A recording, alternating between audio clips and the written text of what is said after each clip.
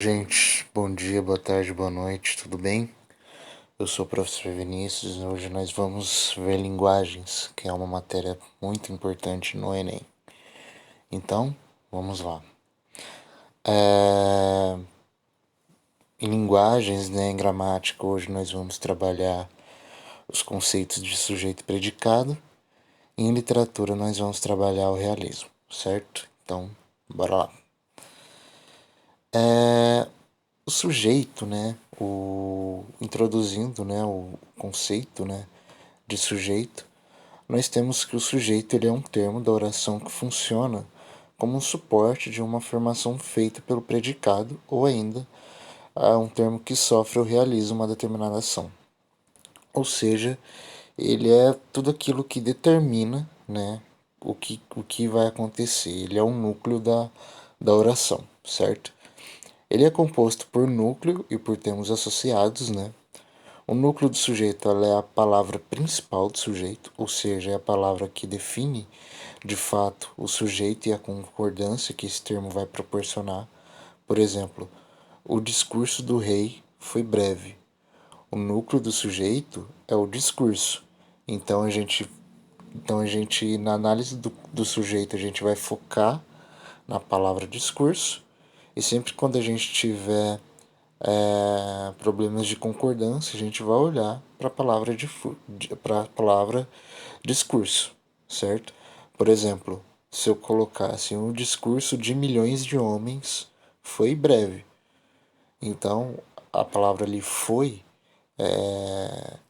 o verbo ali foi, ele vai concordar sempre com o núcleo do sujeito. Agora, se eu falar os discursos, aí foram breves, certo? Isso é muito importante para a gente entender. Concordância. Além disso, um sujeito pode ser classificado de 5 maneiras. Ele pode ser classificado em determinado simples, determinado composto, determinado oculto, indeterminado ou inexistente. O determinado simples ocorre quando só há um núcleo explícito no sujeito.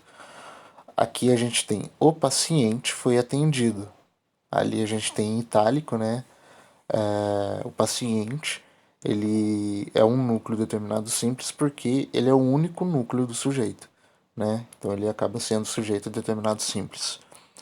Um sujeito determinado composto é quando a gente tem mais de um núcleo dentro de um sujeito, mais de um núcleo explícito dentro de um sujeito.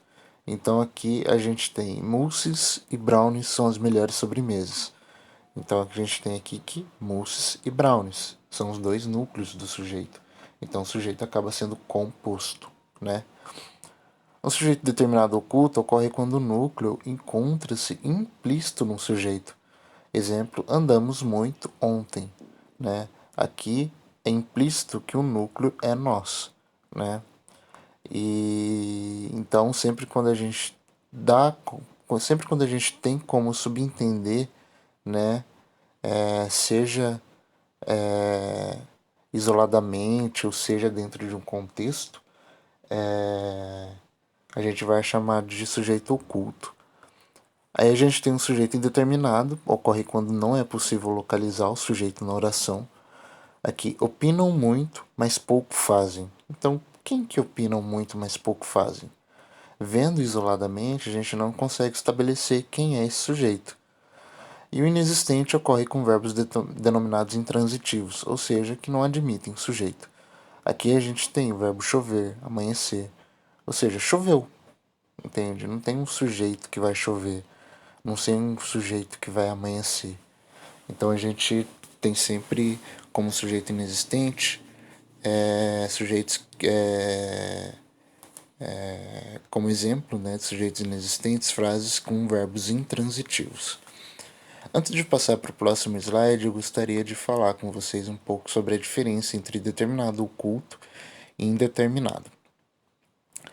Aqui existe uma confusão muito grande, uma confusão até muito válida entre esses dois tipos de sujeito. O que ocorre é que o determinado oculto, a gente tem como localizar o sujeito implicitamente, ou seja, a gente tem como localizar o sujeito de forma nítida, quer dizer, perdão, a gente tem como localizar o sujeito de forma nítida, implicitamente, ou seja, a gente tem como concluir de forma implícita qual é exatamente ou quais são exatamente o sujeito ou os sujeitos, né?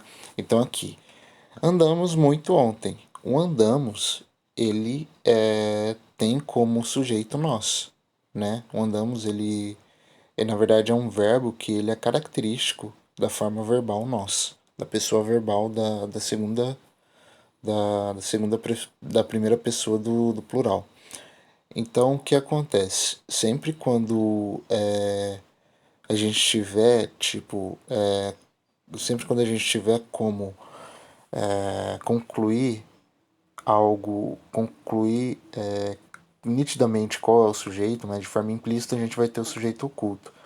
O sujeito oculto, ele pode ser aferido, né, de uma forma de uma forma absoluta, ou seja, isolada. Aqui pela frase isolada eu já consegui ver qual é o sujeito explícito, mas ele pode ser também observado, analisado de uma forma contextual, ou seja, dentro de um contexto. Então, por exemplo, eu falo, os meninos do bairro não são muito bons com palavras. Eles opinam muito, mas poucos fazem, entende? Então, aqui, nesse caso, a gente teve uma transição de sujeito indeterminado para um sujeito oculto. Por quê? Porque a gente retomou, a gente sabe que a gente, porque a gente sabe que eu tô falando dos meninos do bairro. Eu não tô falando, por exemplo, de algo que eu não sei. Então acaba sendo então essa análise ela acaba sendo contextual, situacional, ou seja, dada em determinado contexto, dada em uma determinada situação. Nesse caso, o sujeito determinado oculto ele pode ser chamado também de elíptico, né? Porque a gente lembra, né? Quem sabe aí vai lembrar da figura de linguagem elipse. A elipse é quando eu suprimo uma palavra para não torná-la repetitiva. Por exemplo, eu gosto de chocolate, ele de morango. Então, esse ele de morango, ele acaba sendo uma elipse porque eu deixo subentendido que ele gosta de morango. Né? Então, sempre quando um sujeito determinado oculto for situacional ou contextual, ele vai ser, né, denominado elíptico. Agora, um sujeito indeterminado, a gente não consegue estabelecer um conjunto nítido que compõe o sujeito. Por exemplo, aqui, vamos pegar a frase ali que eu usei antes. Eles opinam muito, mas pouco fazem, né? Na verdade, o eles não existem, né? Exemplo. Opinam muito, mas pouco fazem. Quem opina muito? Quem pouco faz, né? É um, existe uma indeterminação. Eu não sei te dizer quem faz isso, entende? Poderia falar eles, mas eles quem, entende? A gente tem uma indeterminação. Eu não tenho como falar quem, quem é o sujeito de fato. Eu sei que ele existe, mas eu não sei te falar quem são eles, entendeu? Então, sempre quando a gente não tem como localizar, não tem como estabelecer um conjunto nítido, né, que compõe o sujeito, a gente acaba denominando esse sujeito de indeterminado. Aí é isso, inexistente, né, tal, já falei. Então vamos para o próximo. Aí aqui a gente vai falar um pouco sobre o predicado. O predicado ele é um termo da frase que faz referência ao sujeito, projetando sobre o mesmo afirmações a partir de verbos, ou seja, são sempre verbos. Eles podem ser classificados em predicados verbais, nominais ou verbo-nominais. Os predicados verbais ocorrem quando o verbo acompanhante do sujeito indica ações, ou seja, eu terminei a tarefa mais cedo. Eu realizei a ação de terminar a tarefa mais cedo, né? Eu Eu treinei muito ontem à noite. Eu realizei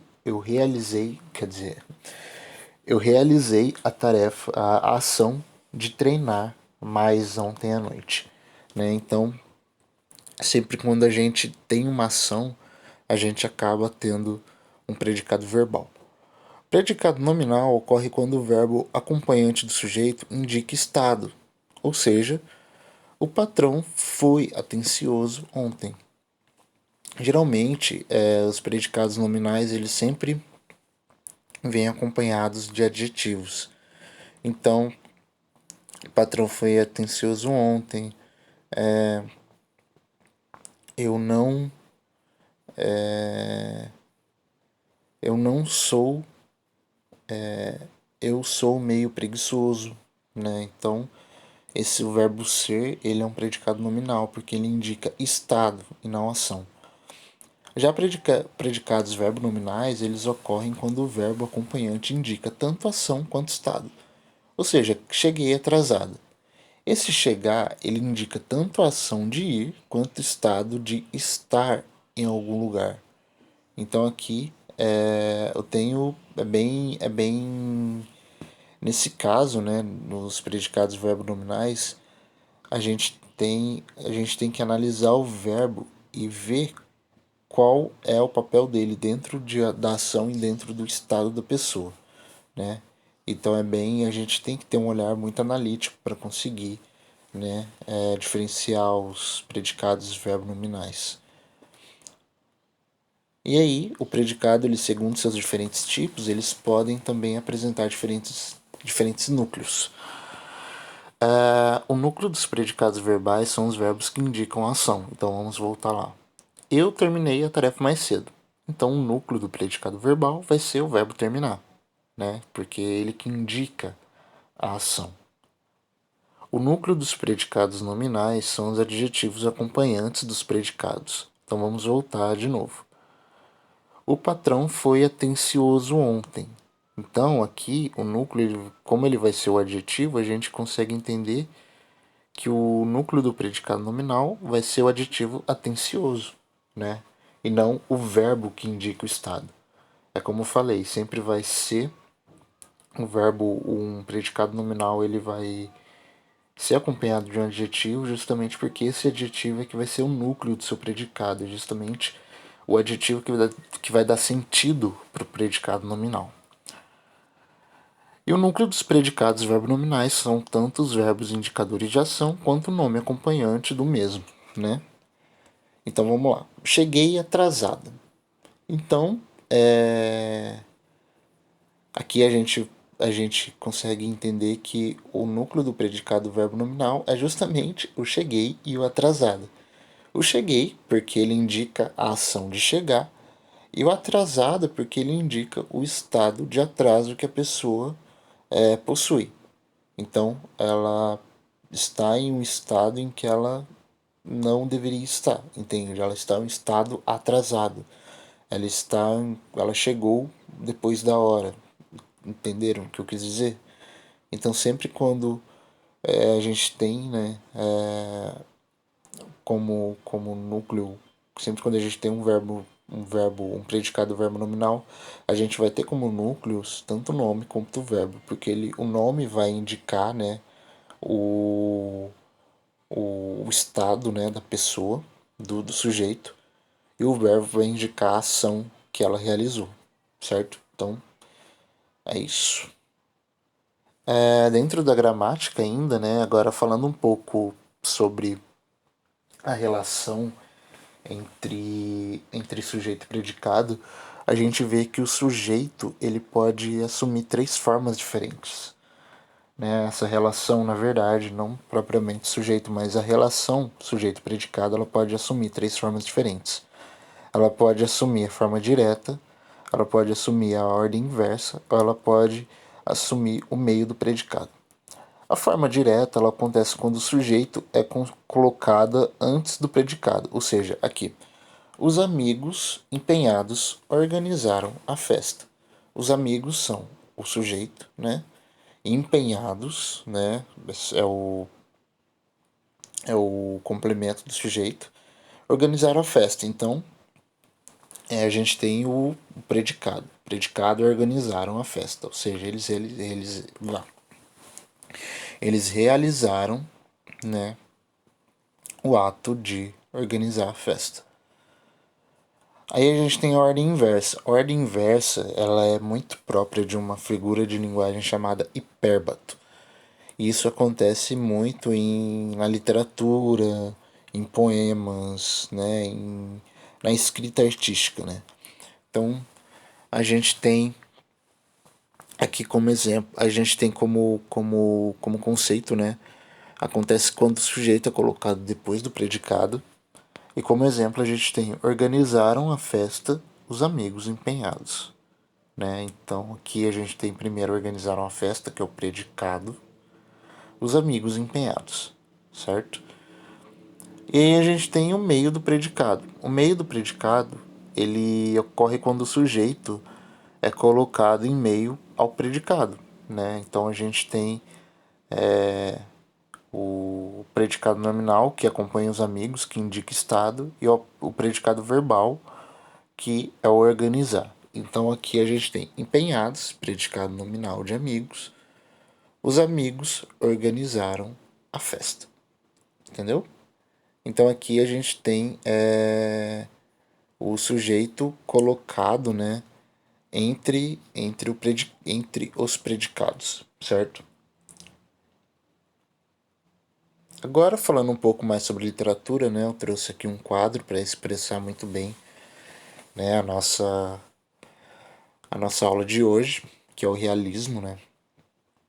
Então, o realismo ele foi um movimento surgido na França no século XIX e, como o próprio nome sugere, esse movimento teve como epicentro um olhar mais objetivo e realista acerca do cotidiano, fato que está em direta oposição ao estilo idealizado expresso pelo romantismo como um todo, né? Então aqui a gente vai ter um objetivismo tanto na nossa visão de país, quanto na nossa visão de sentimento e também na nossa visão de sociedade, né? Aqui estabelecendo os três contrapontos, as três gerações do romantismo, né? Então aqui sobre um contexto histórico a gente vai ter o desenvolvimento da física e da química, né? Então esse desenvolvimento, esse avanço científico dessas duas áreas vão fazer com que elas sejam incorporadas à literatura, e isso vai fazer com que o realismo ele incorpore muito bem, com muita com muita consistência conceitos de física, de química, conceitos de lógica para explicar as relações humanas, né? Na verdade, isso vai acabar sendo mais sólido, mais consistente dentro do naturalismo, que a gente vai ver na próxima aula. Aqui a gente vai ter o surgimento do uso industrial do petróleo, da eletricidade, do aço, né? Por que eu coloquei isso aqui? Porque o uso industrial desses três componentes, eles são os pilares, né? O uso, ele na verdade, ele é o pilar do desenvolvimento tecnológico do século XIX, sobretudo do final do século XIX. Então, o uso industrial desses componentes ele vai acabar indicando um desenvolvimento tecnológico muito, muito, muito rápido, né? Muito veloz. Esse desenvolvimento tecnológico vai acabar fazendo com que os autores, né, desenvolvam um olhar muito mais crítico, muito mais cético sobre o mundo. Aqui a gente vai ter o evolucionismo, né? O evolucionismo ele surge justamente como um contraponto à religião. Então aqui a gente não vai ter mais, né, o criacionismo, a gente não vai ter um homem determinado pelo amor divino, pelo amor idealizado, a gente não vai ter mais essa coisa da religião, da religião mesmo, da idealização dos sentimentos. E aqui esse evolucionismo ele vai ser como um pilar que vai fazer com que a sociedade da época seja muito mais voltada ao mundo real, né? Então, muita gente, sobretudo a população mais urbana, ela vai passar a entender que, assim, ela não surgiu de Deus, mas ela surgiu, né, a partir de processos biológicos. Isso vai ser incorporado à literatura. O surgimento da psicanálise, né, o surgimento do estudo da mente humana, do estudo científico da mente humana, ele vai ser como se fosse uma fonte de matéria-prima para a literatura, né, para a literatura realista, né.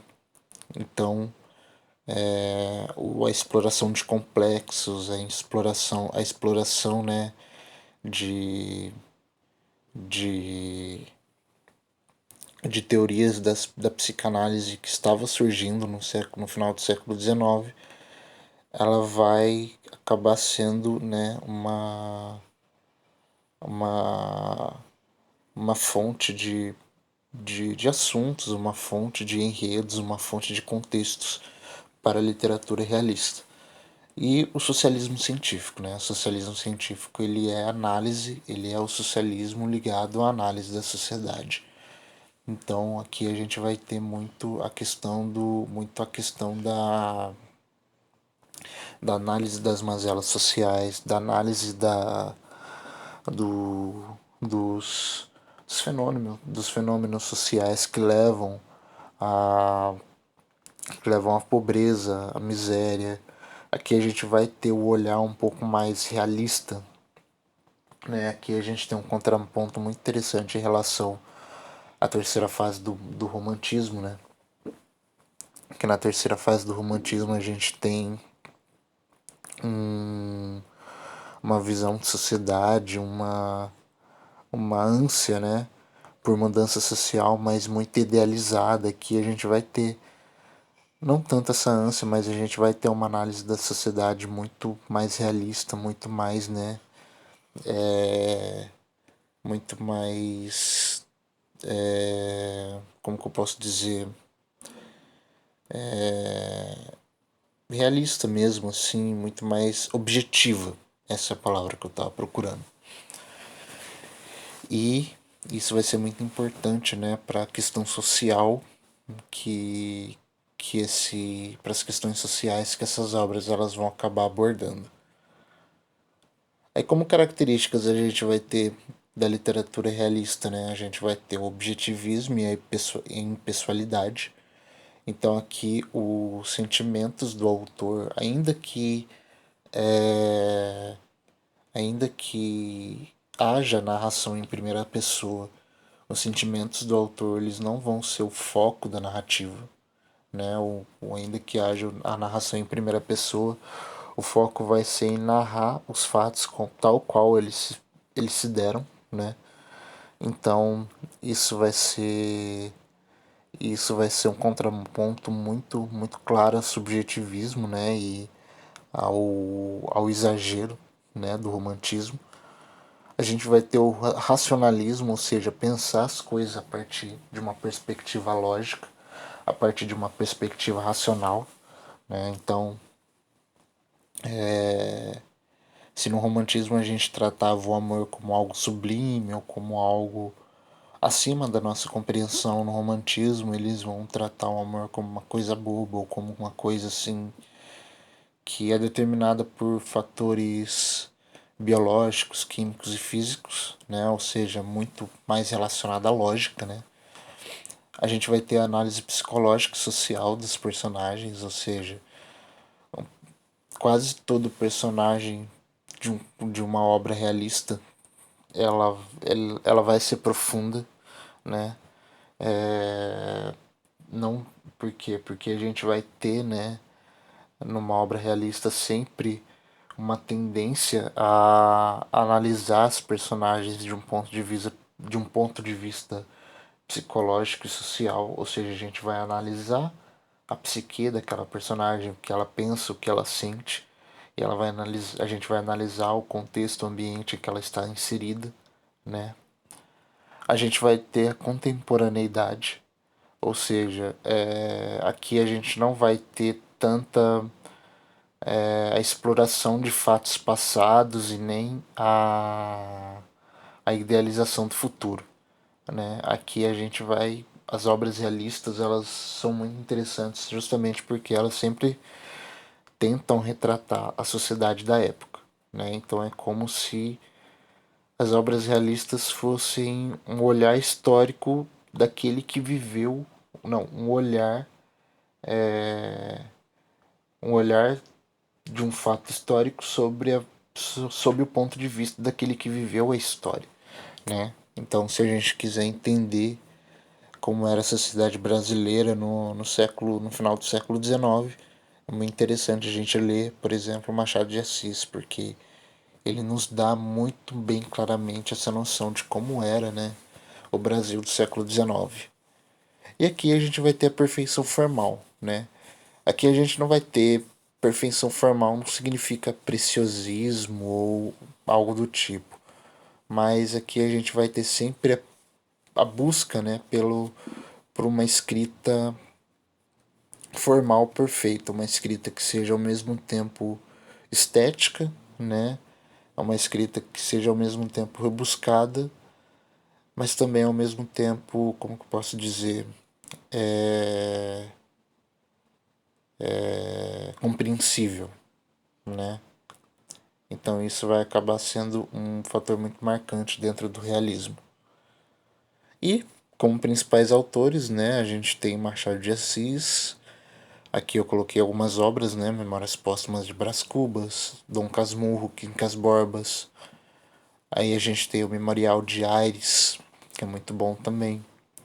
Aí a gente tem vários livros com vários contos que são igualmente muito bons e sempre muito bom ler, né? Machado de Assis. E além disso a gente vai ter Raul Pompeia com o Ateneu e as Joias da Coroa. E é isso, a aula hoje foi essa, uma aula um pouco mais dificinha, né?